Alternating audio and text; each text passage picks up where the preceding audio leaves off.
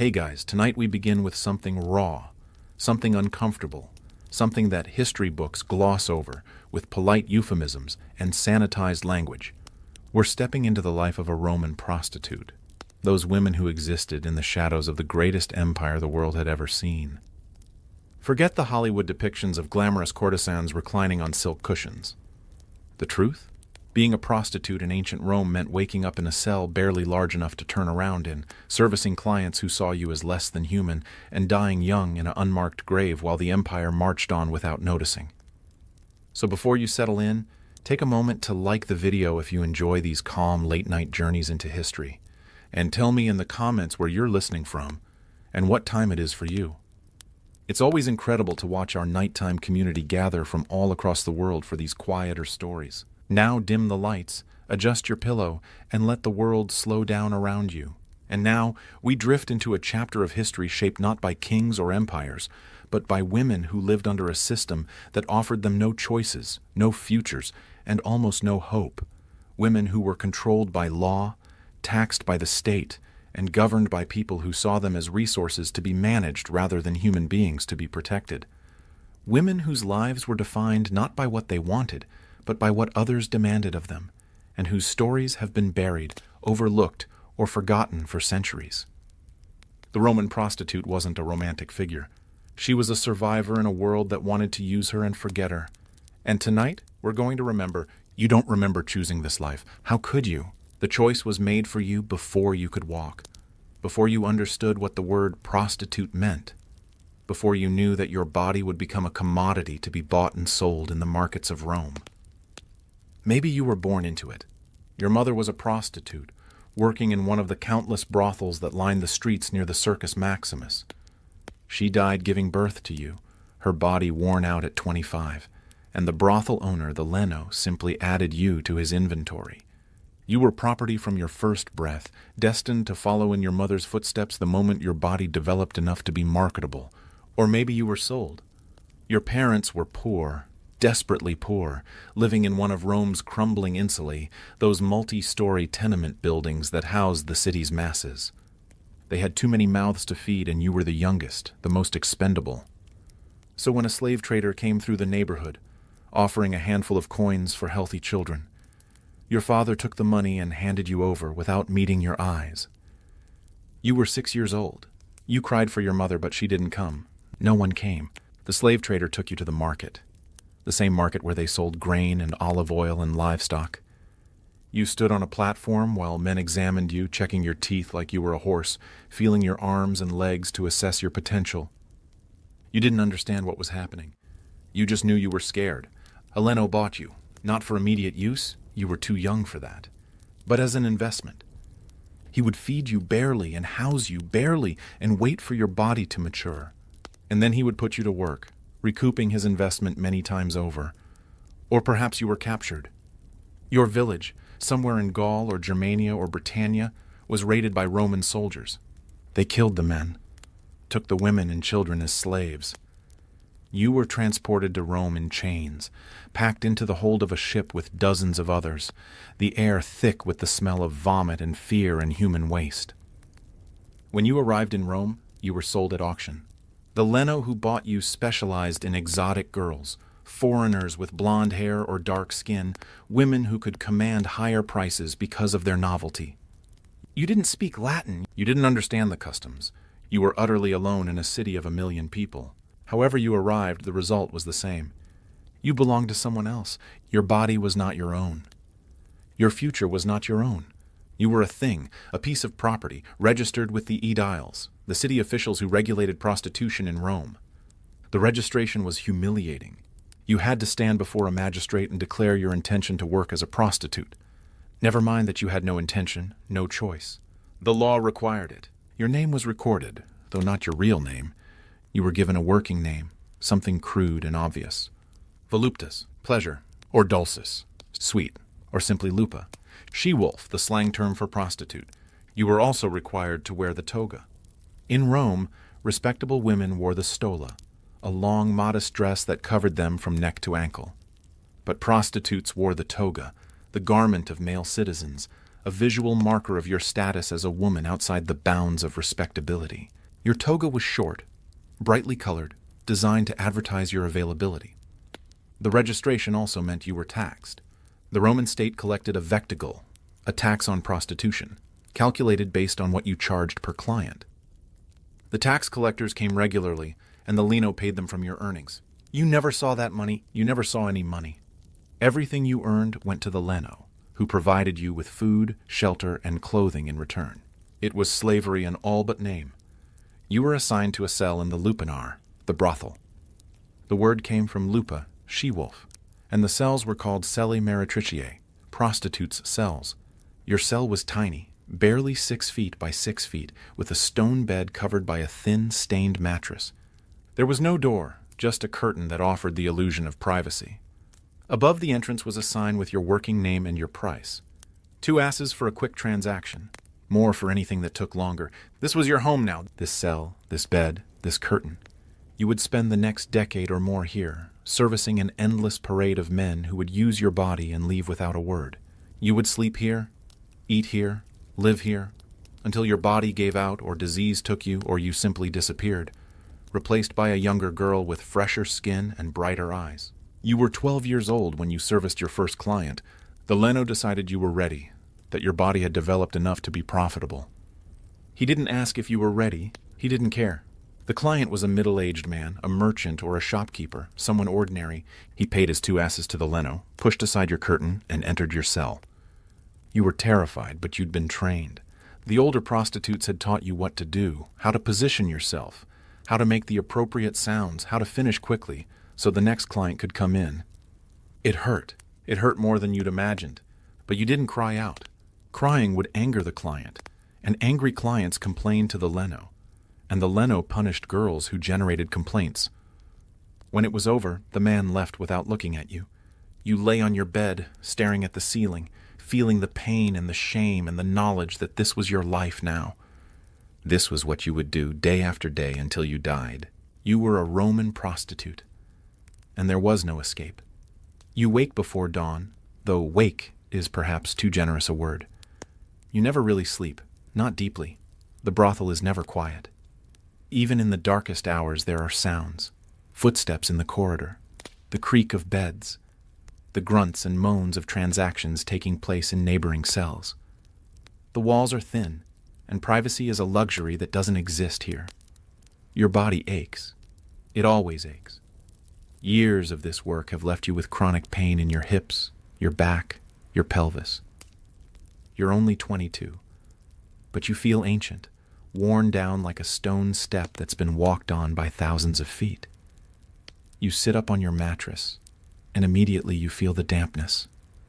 The mattress is old, the straw inside it rotted and compressed. It smells of mold and sweat and the bodily fluids of countless transactions. You've asked the leno for a new one, but he just laughed. Mattresses cost money, and you're not worth the investment. The cell is dark. There's no window, no source of natural light. The only illumination comes from the oil lamp in the corridor, its flickering light barely penetrating the gloom. You've learned to navigate by feel, your hands finding the small clay pot in the corner that serves as your chamber pot. You relieve yourself, the smell adding to the already oppressive atmosphere of the cell. There's no running water here, no latrine. The chamber pot will be emptied later by one of the brothel's slaves, the contents dumped into the street or into the Tiber. Rome is a city of 1 million people, and its sanitation system, impressive as it is, can't keep up with the sheer volume of human waste. You stand, your joints protesting, and reach for the small basin of water that sits on a shelf carved into the wall. The water is cold, and there's not much of it, but you use it to wash your face and hands.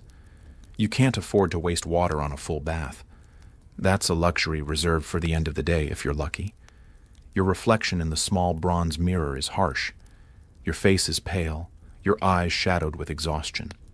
Your hair, once thick and lustrous, is thin and brittle from poor nutrition and lack of care. You try to arrange it into something presentable, but it's a losing battle. You apply makeup, the tools of your trade.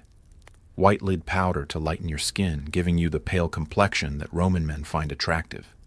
Never mind that the lead is poisonous, that it's slowly killing you, causing headaches and stomach pains and a metallic taste in your mouth that never goes away. Beauty has a price, and you're paying it.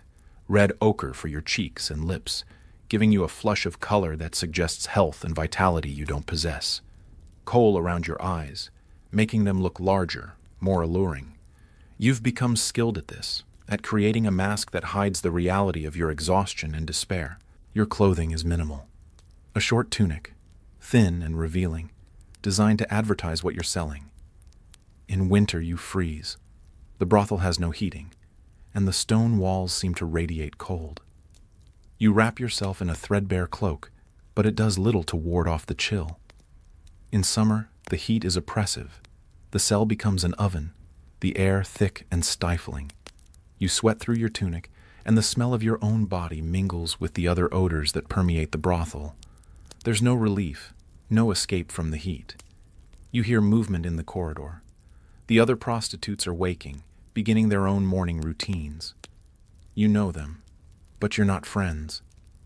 Friendship is difficult in a place like this, where you're all competing for clients, where jealousy and resentment simmer beneath the surface.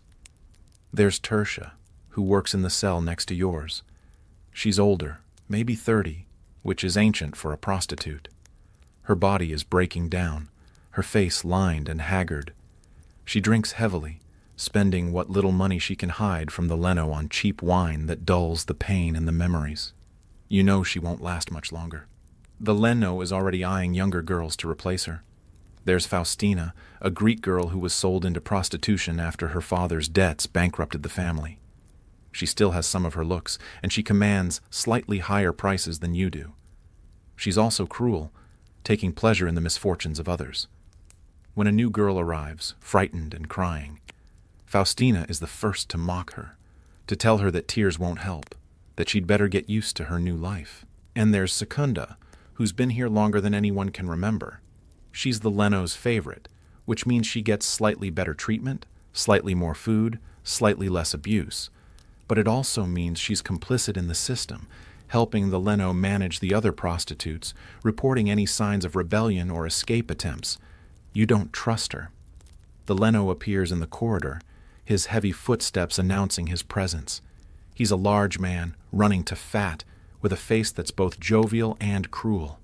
He owns this brothel and 3 others in the city, and he's grown wealthy from the labor of women like you.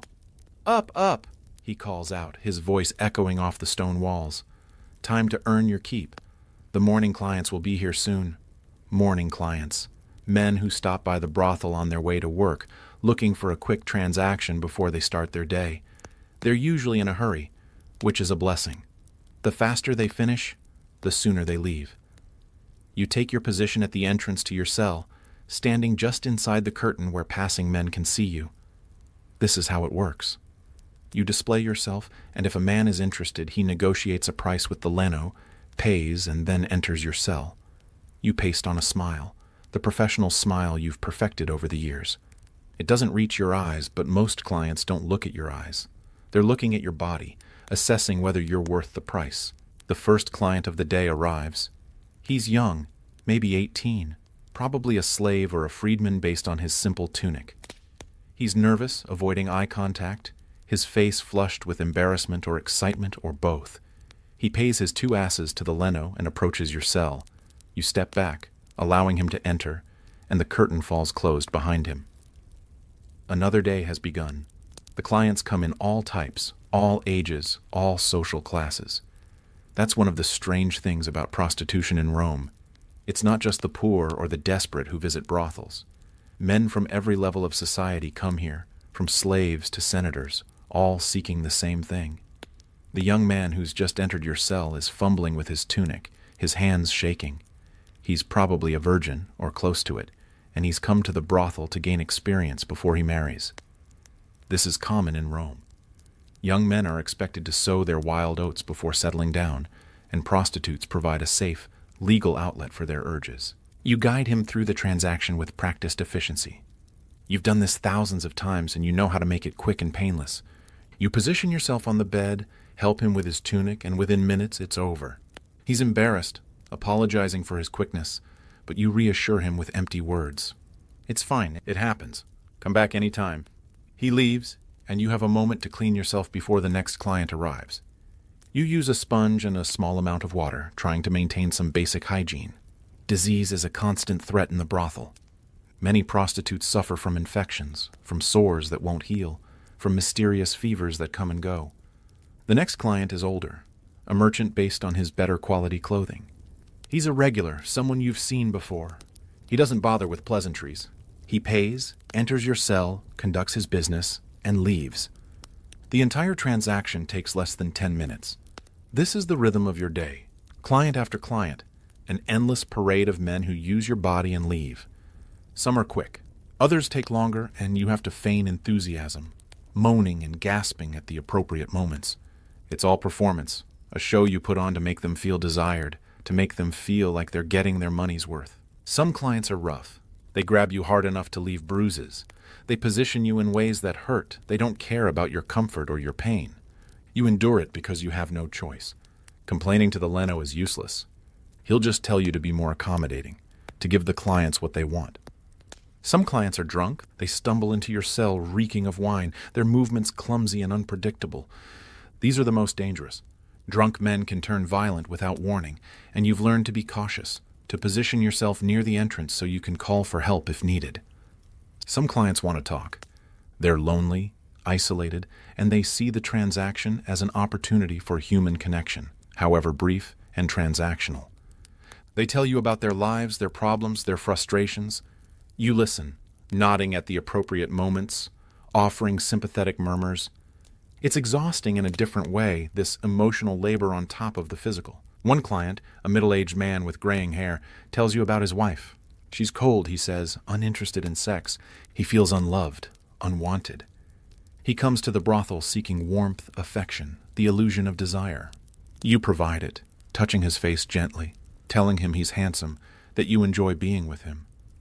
It's all lies, but he believes them, or wants to believe them, and that's what matters. Another client is young and arrogant, a patrician's son slumming in the brothel for thrills. He treats you with casual contempt, making crude jokes, calling you names. You smile and bear it because he's paying, and his money is as good as anyone else's. Some clients have specific requests. They want you to dress a certain way, to play a role, to pretend to be someone you're not. A virgin, a slave, a domina. You comply, adding these performances to your repertoire. Whatever they want, as long as they pay. By midday, you've serviced a dozen clients. Your body is sore, your mind numb. You've learned to dissociate, to separate your consciousness from what's happening to your body. You float above yourself, watching from a distance as men use you, as if it's happening to someone else. This dissociation is a survival mechanism, a way to preserve some small part of yourself that remains untouched by the degradation. But it comes at a cost. You feel disconnected from reality, from your own emotions, from any sense of self. You're becoming a ghost, haunting your own life. The Leno appears in your doorway, counting coins. He's pleased. You've been productive today, generating good revenue. He might reward you with an extra portion of food at dinner, or he might not. His moods are unpredictable. Keep it up, he says, his smile not reaching his eyes. You're one of my best earners. It's not a compliment. It's a reminder that your value is purely economic, that you're worth keeping alive only as long as you're profitable. Another client approaches, and you prepare yourself for the next transaction, and the next, and the next. This is your life. This is every day. An endless cycle of men, of bodies, of transactions that leave you feeling emptier each time. The Lupanar where you work is located in the Subura, one of Rome's most notorious neighborhoods. It's a district of narrow, winding streets, crowded tenement buildings, and constant noise. The Subura is home to the city's poor, its criminals, its outcasts. It's also home to most of Rome's brothels. The building itself is unremarkable from the outside, just another multi-story structure squeezed between a tavern and a foolery. But inside, it's a warren of small cells arranged around a central corridor. There are 12 cells in total, each occupied by a prostitute. On busy nights, all 12 are in constant use, the corridor filled with waiting clients. The ground floor is where the cheaper prostitutes work, women like you who charge only a few asses per transaction. The upper floor is reserved for the more expensive women, The ones who can command higher prices because of their youth or beauty or exotic origins. You've never been upstairs. That's a different world, one you'll never access. The walls of the brothel are covered in graffiti, scratched into the plaster by clients and prostitutes alike. Some of it is crude, explicit descriptions of sexual acts. Some of it is boastful, men bragging about their prowess or the number of women they've had. Some of it is poignant, brief messages of longing or despair. One message, scratched near your cell, reads, "Fortunata was here and was good." You don't know who Fortunata was, whether she's still alive or long dead. But her name remains, a small testament to her existence. Another reads, "I wish I was dead." You understand that sentiment. The brothel has a small courtyard in the center, open to the sky. It's the only source of natural light and fresh air. Sometimes, during breaks, you sit in the courtyard, feeling the sun on your face, watching the clouds drift by. These moments are precious, brief respites from the darkness of your cell. The courtyard is also where the prostitutes gather to eat, to gossip, to share information. It's here that you learn about the world outside the brothel, filtered through rumors and second-hand accounts. You hear about political upheavals, about gladiatorial games, about fires and floods and scandals. But mostly you hear about other prostitutes, who's sick, who's pregnant, who's been beaten by a client, who's disappeared. Disappearances are common. Sometimes a prostitute runs away, though where she would go, you don't know. More often she dies, and her body is disposed of quietly, dumped in the Tiber, or buried in a pauper's grave. The Leno doesn't like to talk about the women who die. It's bad for business. He prefers to maintain the illusion that the brothel is a safe, clean establishment where men can enjoy themselves without worry. But you know the truth. The brothel is a death trap, a place where women are used up and discarded. The average lifespan of a prostitute in Rome is short, perhaps 30 years if she's lucky. Most don't make it that long. Disease is the biggest killer. Sexually transmitted infections are rampant, and there's no effective treatment. You've seen women waste away from mysterious illnesses, their bodies covered in sores, their minds deteriorating. The Leno isolates them in a back room until they die, not wanting to scare away clients. Pregnancy is another danger. Despite your best efforts to prevent it, using sponges soaked in vinegar or olive oil, pregnancies happen. And when they do, the options are grim. Some women try to induce miscarriages using herbs or physical trauma. These attempts are often unsuccessful and sometimes fatal. If a pregnancy goes to term, the baby is usually abandoned. Rome has no shortage of abandoned infants, left at crossroads or on dunghills, exposed to the elements. Some are picked up by slave traders, who raise them to be sold. Most die. You've been lucky so far. You've never been pregnant, or if you have, your body expelled the fetus before you knew about it. But you know your luck won't hold forever. Violence is another constant threat. Clients can be unpredictable, and the Leno's protection only extends so far. You've been hit, choked, threatened. Once, a client pulled a knife, holding it to your throat while he raped you. You were certain you were going to die, but he finished and left, and you survived. You reported the incident to the Leno, showing him the bruises on your neck. He shrugged. "Be more careful," he said. "Don't provoke the clients." As if it was your fault. The brothel also attracts thieves. Clients sometimes try to leave without paying, or they steal whatever small possessions you've managed to accumulate.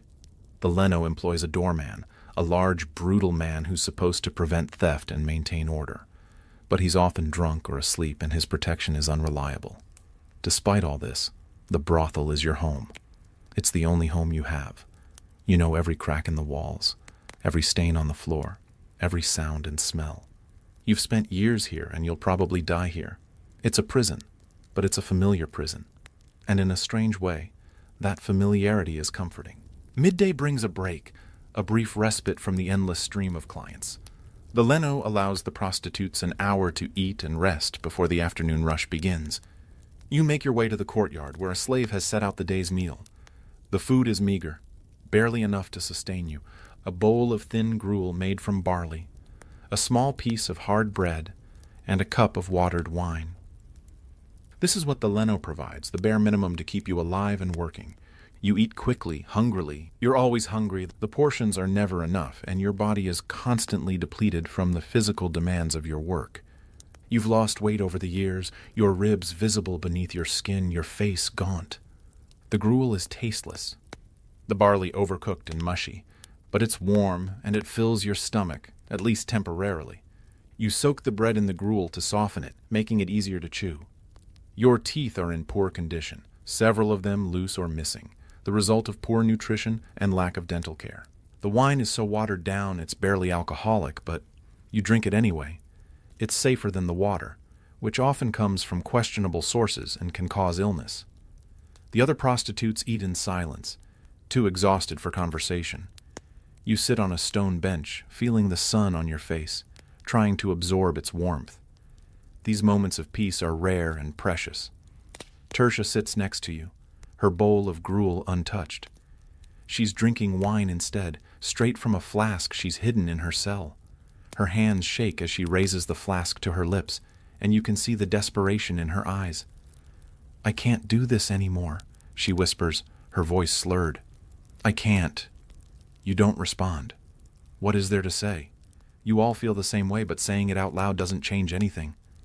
Faustina, the Greek girl, is arguing with Secunda about a client. Apparently the client had requested Faustina specifically, but Secunda had intercepted him and taken him to her own cell. Faustina is furious, accusing Secunda of stealing her business. "He asked for me," Faustina hisses. "You had no right," Secunda shrugs, unconcerned. "He paid, didn't he? What does it matter which of us he fucked?" The argument escalates, voices rising, until the Leno appears and shouts at them to be quiet. He doesn't care about their disputes. He just wants them to get back to work. You finish your meal and return to your cell. The hour is almost up, and the afternoon clients will be arriving soon. You lie down on your bed, trying to rest, but sleep won't come. Your mind is too active, too full of thoughts and memories and fears. You think about food, real food, the kind you ate before you came to the brothel. Your mother's cooking, simple but nourishing. Bread with olive oil, lentil stew, roasted vegetables. Occasionally, on feast days, there was meat, and the taste of it was like heaven. You haven't tasted meat in years. The Leno doesn't provide it, and you have no money to buy it yourself. Everything you earn goes to him, and he doles out just enough to keep you alive. You fantasize about food constantly. It's become an obsession, a way to escape the reality of your situation. You imagine elaborate meals, course after course of delicious dishes, roasted chicken with herbs, fresh fish grilled over an open flame, honey cakes dripping with sweetness. But these fantasies only make the hunger worse. Your stomach growls, a constant reminder of your deprivation. Some prostitutes supplement their diet by stealing food from the market or accepting gifts from clients. But this is risky. If the Leno finds out, he punishes them severely, withholding food for days or beating them. You've tried to save money, hiding a few coins here and there, hoping to buy extra food. But the Leno always finds your hiding places. He searches the cells regularly, confiscating any money or valuables he finds. He claims it's for your own good, that you can't be trusted with money, that you'll waste it on foolish things. The truth is, he doesn't want you to have any independence, any means of escape. As long as you're dependent on him for food and shelter, you're trapped. You hear footsteps in the corridor. The afternoon clients are arriving. You sit up, smooth your tunic, and prepare yourself for the next round. Your stomach is still empty, still aching. But there's no time to think about food now. There's only work. The afternoon brings a different type of client. These are men who've finished their work for the day. Laborers and shopkeepers and craftsmen who stop by the brothel on their way home. They're tired, often dirty, and they want quick, uncomplicated transactions. You service them one after another, a blur of faces and bodies. A baker, his hands still dusted with flour. A blacksmith, his arms corded with muscle, his skin smelling of smoke and metal. A fuller, reeking of the urine used to clean clothes. A butcher, with blood under his fingernails. They're rough, impatient, focused on their own pleasure. You're just a receptacle, a means to an end. They don't see you as a person, don't care about your comfort or your pain. You're a service they're paying for, no different from a haircut or a meal. One client is particularly brutal. He's drunk, his breath reeking of cheap wine, and he handles you roughly, leaving bruises on your arms and hips. When you wince in pain, he laughs as if your suffering is amusing. When he's finished, he tosses an extra coin on the bed. "For your trouble," he says, his voice mocking. You take the coin, knowing the Leno will confiscate it later. But for a moment, you hold it in your hand, feeling its weight, imagining what you could buy with it if it were truly yours. The afternoon wears on. Your body is exhausted, every muscle aching. You've lost count of how many clients you've serviced today. 15, 20, it doesn't matter. There will be more. Between clients, you try to clean yourself, but the water in your basin is dirty, and you're running low. You'll have to ask the Leno for more, and he'll complain about the cost, about how much you're costing him. You develop a headache, a throbbing pain behind your eyes that won't go away. It's probably from the lead in your makeup, the poison slowly accumulating in your body. But you can't stop using it. Without makeup, you look haggard, unappealing, and clients will pass you by for younger, prettier girls. You hear shouting from the corridor. One of the prostitutes, a young girl named Prima, is arguing with a client. He's accusing her of stealing from him, claiming that a coin purse is missing from his belt. Prima denies it, her voice shrill with fear. The Leno arrives, his face dark with anger. He searches Prima's cell, tearing through her meager possessions, looking for the stolen purse. He doesn't find it, but that doesn't matter. The accusation is enough. He drags Prima into the corridor and beats her in front of everyone, his fists landing with sickening thuds. Prima screams, begging for mercy, but the Leno doesn't stop until she's curled on the floor, sobbing and bleeding. "Let that be a lesson," he says, addressing all of you. "Stealing from clients will not be tolerated." You watch in silence, your heart pounding. You know Prima didn't steal anything. The client probably lost his purse or spent the money and forgot. But the truth doesn't matter. The Leno needs to maintain his reputation, to show clients that he runs a respectable establishment where theft is punished. Prima is dragged back to her cell, and the afternoon continues as if nothing happened. Clients come and go, oblivious to the violence that just occurred. You return to your own cell, trying to push the image of Prima's beaten face out of your mind. But it lingers.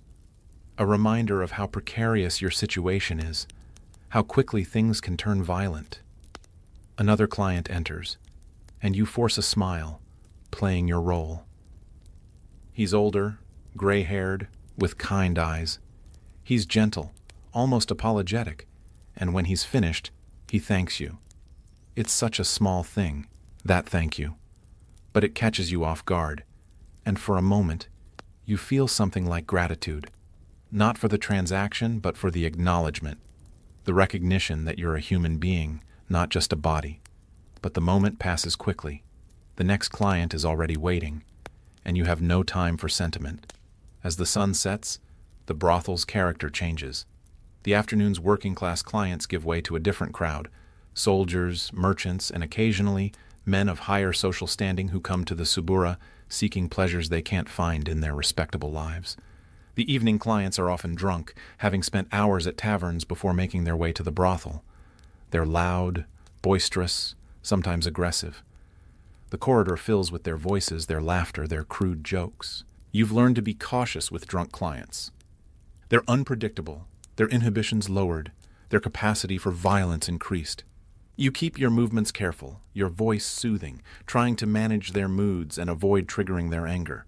One client, a soldier based on his military belt and short tunic, is so drunk he can barely stand. He stumbles into your cell, collapsing onto your bed. You try to help him, but he's too far gone. Within minutes, he's passed out, snoring loudly. You stand there, uncertain what to do. If you report this to the Leno, he'll be angry that you're not generating revenue. But you can't wake the soldier, and you can't move him on your own. You decide to wait. Eventually, the soldier will wake up, or his friends will come looking for him. In the meantime, you have a brief respite, a few minutes where you're not being used. You sit on the floor, your back against the wall, and close your eyes. The sounds of the brothel wash over you. The creaking of beds, the grunts and moans, the occasional cry of pain or pleasure. It's the soundtrack of your life, so familiar you barely notice it anymore. The soldier wakes after about an hour, disoriented and confused. He looks at you as if seeing you for the first time, then stumbles out of your cell without a word. He doesn't ask for his money back, which is a relief. The Leno would have blamed you for the lost revenue. The evening continues. More clients, more transactions. Your body is numb now, operating on autopilot. You've perfected the art of dissociation, of separating your mind from what's happening to your body. You think about other things while clients use you. You imagine yourself somewhere else, someone else, a respectable woman with a husband and children living in a comfortable home, a priestess in a temple devoted to the gods, a merchant's wife managing a household respected and valued. These fantasies are your escape, your way of surviving. Without them, you think you'd go mad. Around the 10th hour of the night, the flow of clients begins to slow. The brothel will stay open for a few more hours, catering to the late-night crowd, but the busiest period is over. The Leno makes his rounds, collecting money from each prostitute. He counts the coins carefully, his lips moving as he calculates the day's earnings. When he reaches your cell, he nods, satisfied. "Good work today," he says. "You've earned your keep. It's not a compliment. It's a statement of fact. You've generated enough revenue to justify your existence for another day." He hands you a small piece of bread and a cup of wine. "Your dinner," he says. "Eat quickly. There may be more clients later." You take the bread and wine gratefully. It's not much, but it's something. You eat standing up, too tired to sit, washing down the dry bread with the sour wine. The other prostitutes are also eating, scattered throughout the brothel. Some eat alone in their cells. Others gather in the courtyard, seeking companionship, however brief. You join them, sitting on the stone bench, feeling the cool night air on your skin. The sky above is dark, dotted with stars.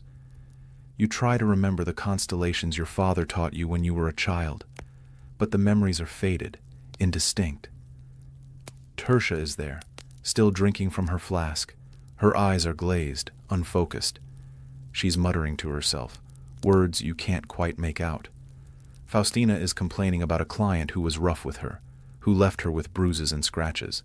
Secunda listens with feigned sympathy, but you can see the calculation in her eyes. She's probably planning to report Faustina's complaints to the Leno, to curry favor. You finish your meager meal and return to your cell. You're exhausted, but you can't sleep yet. There may be more clients, and you need to be ready. You lie on your bed, staring at the ceiling, waiting. The late-night clients are different from those who come during the day. They're often desperate, seeking something they can't find elsewhere. Some are insomniacs, unable to sleep, looking for distraction. Others are men with dark desires, things they're ashamed to want in the light of day. A client enters your cell around midnight. He's well-dressed, clearly a man of some means, but his face is haggard, his eyes haunted. He doesn't speak, just gestures for you to lie down. The transaction is quick, mechanical. When it's over, he sits on the edge of your bed, his head in his hands. You wait, uncertain whether he's going to leave or if he wants something more. "I have a wife," he says finally, his voice barely above a whisper. 3 children, a good life." You don't respond. You've heard this before, men confessing their guilt, seeking absolution from a prostitute who has no power to grant it. "But I can't stop coming here," he continues. "I tell myself each time will be the last, but then I'm back, again and again." He looks at you, and you see the desperation in his eyes. He wants you to say something, to offer comfort or understanding, but you have nothing to give him. You're too empty, too exhausted. He leaves eventually, and you're alone again. The brothel is quieter now. Most of the prostitutes finished for the night. Only a few cells are still occupied, servicing the last stragglers. You hear footsteps approaching, and your heart sinks. Another client. But when the curtain is pushed aside, it's not a client. It's the Leno. He enters your cell, and immediately you're on guard. The Leno doesn't usually visit the prostitute's cells unless there's a problem. "You've done well today," he says, his voice oily. "Very well." You nod, wary. He steps closer, and you smell the wine on his breath. He's been drinking, which is never a good sign. "I think you deserve a reward," he says, reaching out to touch your face. You freeze. You know what's coming. The Leno occasionally exercises what he considers his right as owner, using the prostitutes for his own pleasure. It's not a transaction, not something you're paid for. It's just another form of exploitation, another reminder that your body is not your own. You don't resist. Resistance would only make it worse. You lie back on the bed and let him do what he wants, dissociating as you always do, floating above yourself, watching from a distance. When he's finished, he stands, adjusting his tunic. "Good girl," he says, as if praising a dog. "Get some rest. Tomorrow will be another busy day." He leaves, and you're alone again. You feel dirty, violated in a way that's different from the regular clients. At least with them, there's a transaction, a pretense of consent. With the Leno, there's nothing but raw power, the reminder that you're his property to use as he sees fit. You want to cry, but the tears won't come. You've cried so much over the years that you've run dry. There's nothing left inside you but emptiness. You hear a sound from the corridor, a soft sobbing. It's Prima, the girl who was beaten earlier. She's crying in her cell, alone and in pain. You want to go to her, to offer comfort, but you don't. What comfort could you offer? What words could possibly make her situation better? So you lie in your cell, listening to her sobs, feeling the weight of your own despair pressing down on you like a physical thing. The night drags on. Eventually, the brothel falls silent. The last clients have left. The other prostitutes have fallen asleep. You're alone with your thoughts, your memories, your pain. You think about death. You think about it often, actually. What it would be like to simply not exist anymore. To be free from this endless cycle of suffering. You've considered ending your own life, but you lack the means and the courage. And besides, there's a small part of you buried deep that still hopes. Hopes for what? You're not sure. Escape? Rescue? A better life? It's irrational, this hope. But it persists, keeping you alive when everything else tells you to give up. You finally drift off to sleep, your dreams filled with dark, disturbing images. You dream of running through endless corridors, pursued by faceless men. You dream of drowning, of being pulled under by invisible hands. You dream of your childhood, of your mother's face. But when you try to reach her, she fades away like smoke. You wake before dawn, your body aching, your mind foggy. Another day is beginning and you have to prepare yourself for it. The cycle continues. You've been lucky so far, relatively speaking. You haven't contracted any of the serious diseases that plague prostitutes. But you know your luck won't hold forever. The brothel is a breeding ground for illness. With so many bodies in close proximity, with no real sanitation, with clients who come from all over the city bringing their germs and infections, disease spreads quickly. You've seen women waste away from mysterious fevers, their bodies burning up, their minds delirious. You've seen sores that won't heal, that spread across the skin like a plague. You've seen women coughing up blood, their lungs destroyed by some unknown ailment. The most feared diseases are the ones transmitted sexually. You don't know their names, don't understand how they spread, but you've seen their effects. Painful sores on the genitals, discharge that smells foul, burning sensations when urinating. Some women develop more serious symptoms: blindness, madness, paralysis. These are the ones who are quietly removed from the brothel, taken somewhere to die out of sight. You try to protect yourself as best you can. You wash after each client using vinegar or wine to clean yourself. You inspect clients before allowing them to proceed, looking for obvious signs of disease. But these precautions are only partially effective. You've developed some minor symptoms yourself. A persistent itch, a slight discharge. You've tried treating it with herbs and ointments, but it doesn't go away completely. You live in fear that it will worsen, that you'll develop the more serious symptoms you've seen in others. The Leno doesn't provide medical care. If you get sick, you're on your own. There's a doctor who sometimes visits the brothel, but his services are expensive. and the Leno only pays for treatment if he thinks you're valuable enough to save. Most sick prostitutes are simply abandoned. If you can't work, you're not generating revenue, and the Leno has no use for you. You'll be turned out onto the street to fend for yourself, or you'll be left in your cell to die. You've seen this happen. A woman named Quinta developed a terrible fever last year. She was delirious, crying out in pain, unable to work. The Leno moved her to a back room and left her there with a little water and no food. She died after 3 days, and her body was dumped in the Tiber. No one mourned her. No one even mentioned her after she was gone. It was as if she'd never existed. You also worry about pregnancy, though you've been careful.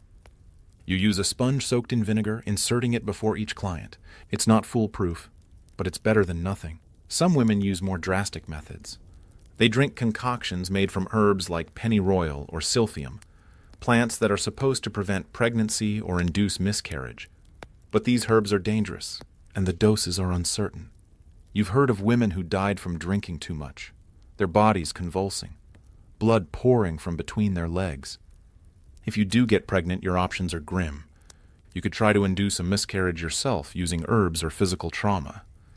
You could carry the pregnancy to term and abandon the baby. Or you could try to hide the pregnancy from the Leno, though that's nearly impossible. Pregnant prostitutes are usually forced to continue working until they're too far along to hide their condition. Then they're given a few days to give birth, and they're expected to return to work immediately afterward. The babies are almost always abandoned. Rome has no shortage of abandoned infants, left at crossroads or on dunghills. Some are picked up by slave traders.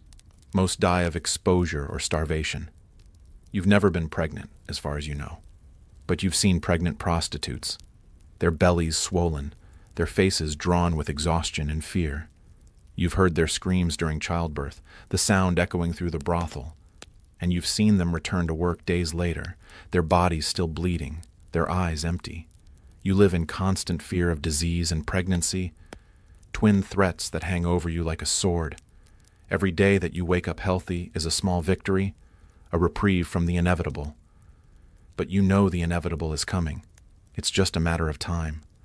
Not all clients are cruel or indifferent. Occasionally, very occasionally, you encounter someone who treats you with something resembling kindness. There's a regular client, a man named Marcus, who visits you once a week. He's a freedman, a former slave who's managed to establish himself as a successful merchant. He's not wealthy, but he's comfortable, and he can afford to visit the brothel regularly. Marcus is different from other clients. He's gentle, considerate, asking if you're comfortable, if anything hurts. He talks to you, not at you, asking about your day, your thoughts, treating you like a person rather than a commodity. At first, you were suspicious of his kindness. You thought it was a trick, that he wanted something more than the standard transaction. But over time, you've come to believe that his kindness is genuine, that he sees you as a human being deserving of respect. He brings you small gifts sometimes, a piece of fruit, a sweet cake, a ribbon for your hair. These gifts are precious to you, not because of their monetary value, but because they represent something you've almost forgotten, that someone cares, even a little. You've developed something like affection for Marcus, not love. You're not capable of that anymore. But a warmth, a gratitude for his kindness in a world that's shown you mostly cruelty. One evening, after your transaction is complete, Marcus sits on your bed and takes your hand. "I've been thinking," he says, "about your situation." Your heart skips a beat. Is he going to offer to buy your freedom? It's a fantasy you've entertained. The idea that a client might rescue you, might pay the Leno enough to release you from your contract. "I wish I could help you," he continues, "but I don't have the money to buy your freedom.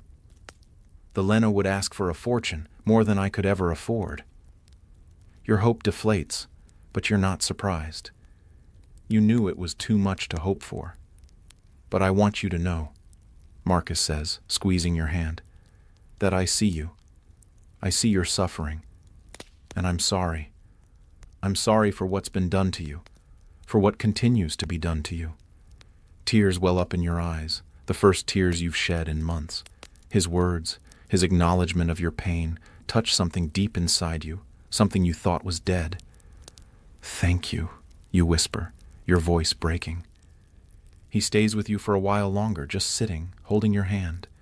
It's not sexual, not transactional. It's just human connection, simple and profound. When he leaves, you feel lighter somehow, as if his kindness has lifted some of the weight you've been carrying. But the feeling doesn't last. The next client is rough and demanding, and you're reminded that Marcus is the exception, not the rule. Most men who come to the brothel see you as a thing, not a person. Still, you hold on to the memory of his kindness. It's a small light in the darkness, a reminder that not everyone in the world is cruel, that humanity still exists, even in a place like this. You think about Marcus often, wondering about his life, his story. How did he go from slave to freed man? What hardships did he endure? Does he have a family, a home, a life outside the brothel? You'll never know. Your relationship with him is confined to your cell, to the brief moments you spend together. Outside these walls, you don't exist to each other. But within these walls, his kindness is a gift, and you treasure it. You fantasize about escape constantly. It's become an obsession, a way to endure the unbearable. You imagine scenarios, elaborate plans, ways you might break free from the brothel and start a new life. In your fantasies, you save money, hiding coins from the leno until you have enough to buy your freedom. Or a wealthy client falls in love with you and pays the leno an enormous sum to release you. Or you simply walk out one day, disappearing into the crowds of Rome, starting over with a new name and a new identity. But these fantasies are just that, fantasies. The reality is that escape is nearly impossible. You have no money. Everything you earn goes to the leno, and he searches your cell regularly, confiscating any coins he finds. Even if you could save money, the amount needed to buy your freedom is astronomical, far more than you could accumulate in a lifetime of work. You have no skills beyond prostitution. You can't read or write, can't do any trade or craft. If you escaped, how would you support yourself? You'd probably end up back in prostitution, working the streets instead of a brothel, in even worse conditions. You have no connections, no family or friends who could help you. You're utterly alone in a city of 1 million people, and even if you did escape, the leno would come looking for you. He has connections throughout the city, informants and thugs who would track you down. And when they found you, the punishment would be severe.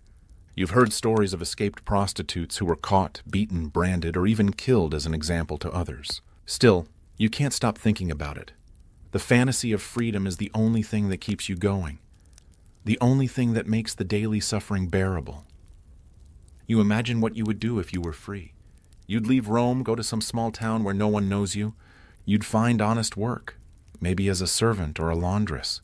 You'd live in a small room, nothing fancy, but it would be yours. You'd eat simple food, but it would be enough. You'd be poor, but you'd be free.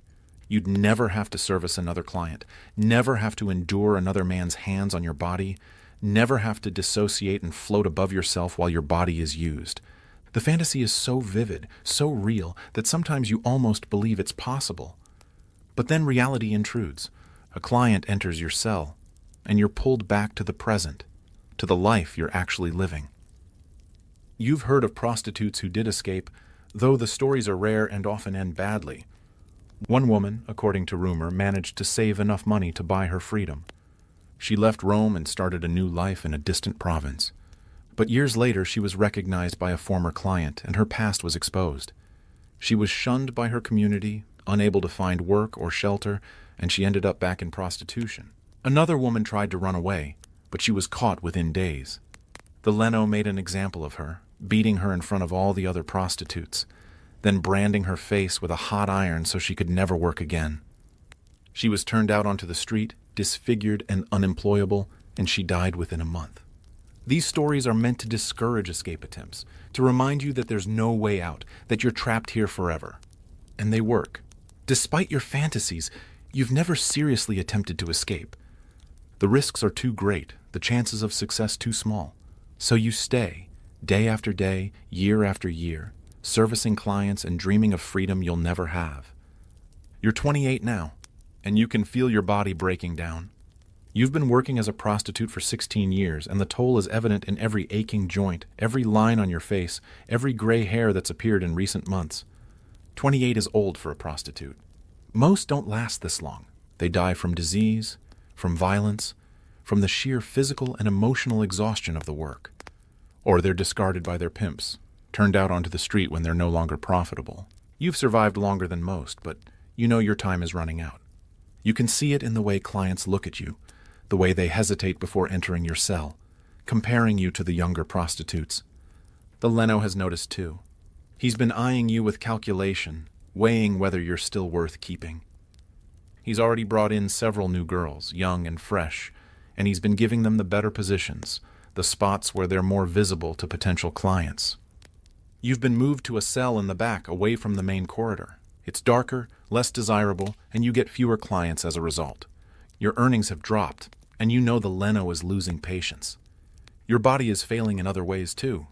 Your back is constantly in pain, the result of years of lying on a thin mattress, of being positioned in uncomfortable ways by clients. Your hips ache, your knees are stiff, and you've developed a chronic cough that won't go away. Your face, once pretty enough to attract clients, is now lined and haggard. The lead in your makeup has taken its toll, giving your skin a grayish cast. Your teeth are in terrible condition, several of them missing, the rest loose and painful. You've tried to maintain your appearance, to hide the signs of aging, but it's a losing battle. No amount of makeup can disguise the exhaustion in your eyes, the defeat in your posture. You've watched other prostitutes age out of the profession, and you know what awaits you. The Leno will eventually decide you're no longer profitable, and he'll turn you out. You'll be left to fend for yourself on the streets of Rome, with no money, no skills, no support. Some former prostitutes become beggars, sitting on street corners with outstretched hands, hoping for the charity of passers-by. Others die quickly, from exposure or starvation or violence. A few manage to find work as servants or laundresses, though their past usually catches up with them eventually. You've tried to prepare for this eventuality, but there's little you can do. You have no savings, no plan, no hope. You think about Tertia, the older prostitute who worked in the cell next to yours. She disappeared a few months ago. One day she was there, the next she was gone. The Leno didn't explain, and no one asked. You assume she was turned out, left to die on the streets. You wonder how much longer you have. Months? A year? The uncertainty is almost worse than the knowledge that your time is running out. You've started to feel a strange sense of relief at the thought of death. It would be an end to the suffering, a release from the endless cycle of degradation. You're not afraid of death anymore. If anything, you welcome it. But death doesn't come quickly. You continue to work, servicing fewer and fewer clients, earning less and less money, waiting for the inevitable moment when the Leno decides you're no longer worth keeping. The end comes on a cold morning in late autumn. You wake to find the Leno standing in your cell, his face impassive. "Get up," he says. "You're leaving." You sit up, confused. "Leaving? Where am I going?" "Out," he says simply. "You're no longer profitable. I can't afford to keep feeding you when you're not earning enough to cover your costs." The words hit you like a physical blow. You knew this was coming, but the reality of it is still shocking. "But where will I go?" you ask, your voice trembling.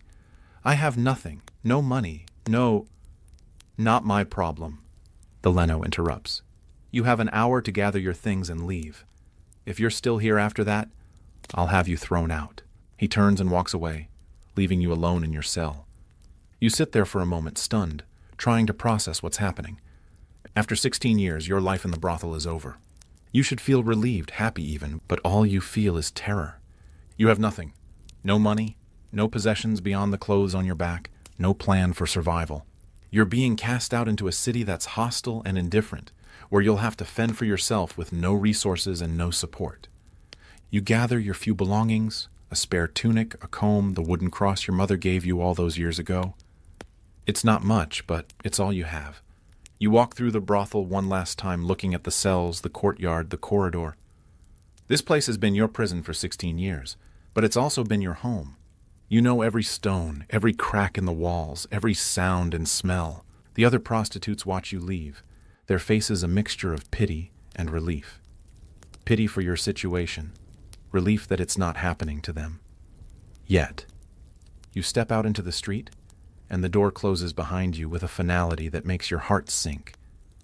The Sabura is bustling with activity, people going about their daily business, oblivious to your plight. You stand there for a moment, overwhelmed by the noise and the crowds, unsure where to go or what to do. You start walking, with no destination in mind, just moving because standing still feels like giving up.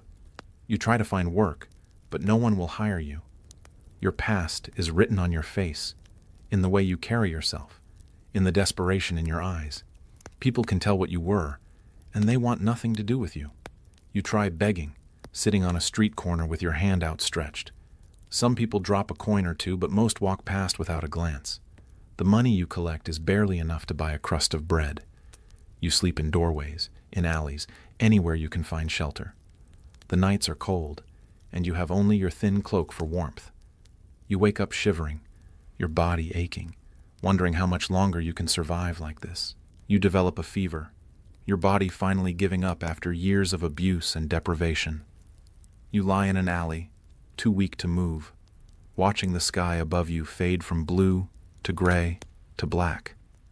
You think about your life, about the choices that were made for you, about the suffering you've endured. You think about your mother, about the child you once were, about all the things you might have been if circumstances had been different. But mostly, you feel relief. Relief that it's finally over, that you don't have to fight anymore, that you can finally rest. You close your eyes, and the world fades away. Your body is found the next morning by a street cleaner. He doesn't know your name, doesn't know your story. You're just another corpse, another casualty of Rome's brutal streets. Your body is taken to a common grave outside the city walls, a pit where the bodies of the poor and the forgotten are dumped. There's no funeral, no prayers, no marker to indicate where you're buried. You're gone, erased, forgotten. The brothel continues without you. The Leno has already replaced you with a younger girl, and your cell is occupied by someone new. Within days, it's as if you never existed. The clients who once used your body don't remember you. You were just one of many, interchangeable, forgettable. The other prostitutes don't mourn you. They're too busy surviving, too focused on their own struggles to spare much thought for the dead. You've left no mark on the world, no legacy, no evidence that you ever lived. Your name, your real name, is lost.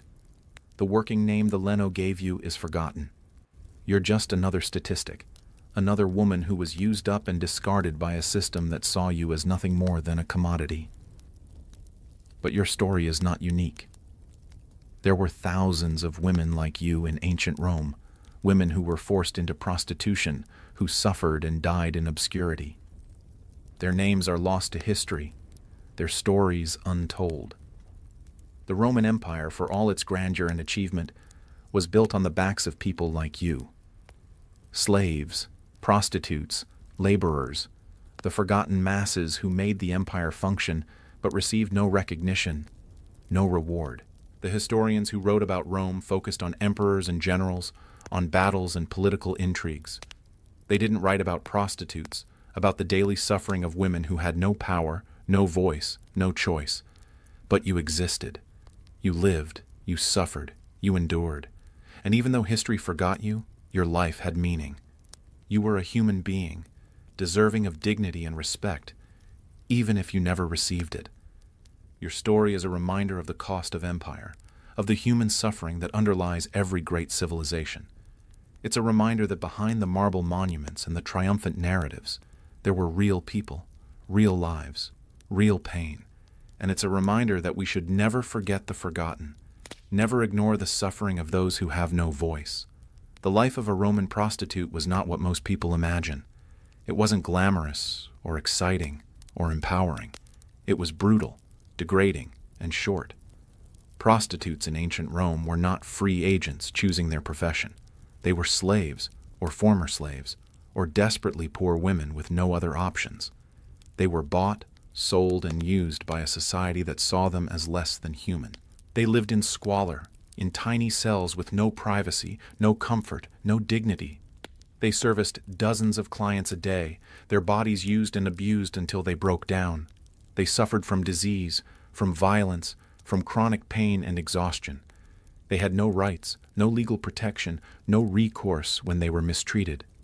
They were taxed by the state, regulated by law, but given no support, no care, no recognition of their humanity. Most died young, their bodies worn out, their spirits broken. They were buried in unmarked graves, their names forgotten, their stories untold. The Roman Empire, for all its achievements, was built on a foundation of exploitation and suffering. Prostitutes were just one group among many who were used and discarded by the system.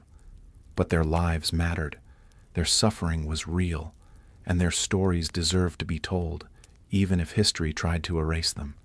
Tonight, we've remembered one woman, one life, one story. She represents thousands of others, women whose names we'll never know, whose stories will never be told. But they existed, they lived, they suffered, they endured. And we owe it to them to remember, to acknowledge their humanity, to recognize the cost of the civilization we admire. The brutal life of a Roman prostitute, it wasn't romantic, it wasn't empowering, it was just brutal. And now as the fire burns low and the night grows deep, you know the truth.